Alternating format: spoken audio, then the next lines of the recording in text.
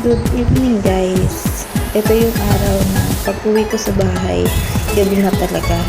Kaya hindi ko nasusubaybayan yung mga anak ko. Kasi pag-uwi ko, saglit lang ang banding namin. At ito nga, pag-uwi ko, nagpakitang didas yung anak ko. Tira mo, naglalakad na siya. Oh. Talagang first time niya na pag-uwi.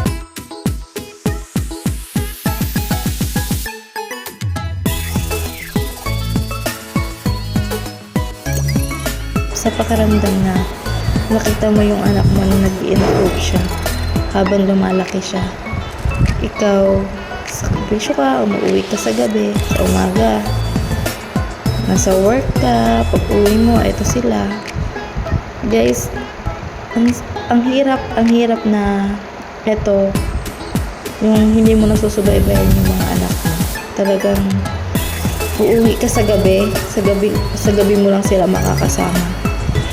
Napaka-working mom talaga. Napakahirap na yung nanay yung nagtatrabaho. So, dalawa naman kami nagtatrabaho, kaya lang alternate kami. So, day off ng asawa ko, kaya nandyan siya. Kaya siya yung gumagabay sa mga bata.